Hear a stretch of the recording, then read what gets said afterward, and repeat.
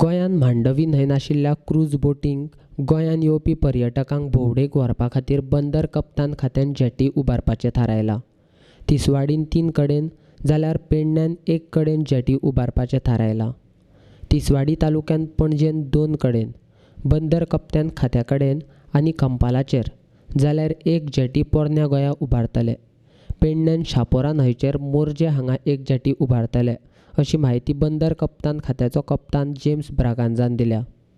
We are constructing 4 floating jetties at 3 locations in the Mandavi, one at Kampal, one in Panjim, one at Old Goa, and the 4th one in the Chapora River, Chopde. And the total length is approximately going to be 400 meters at a cost of approximately 10 crores. And the usage of these will be for all the cruise boats which are operating, for them to berth, with other associated facilities for them. These jetties are meant exclusively for berthing of vessels. There won't be place for people to roam freely on the jetties. There's no place for that. It's exclusively they are berthing, and the crew on board will be embarking, disembarking, that's all.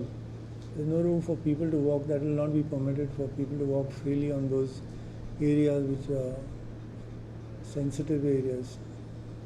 Jetty उबारतले तरी ताचो येरादारीचेर व्हड परिणाम जावचो ना. ह्या जेटींचेर फक्त cruise बोटींचेर वचपी पर्यटकांकच वचपाक मेळटले, अशें कप्तान ब्रागांझान सांगलें. As of now, they are already operating. They already operate from various locations near Kampal. They are operating on Panjim. So they come in buses, they disembark at a certain location, and then they walk towards. So similar exercise will continue at these locations as well.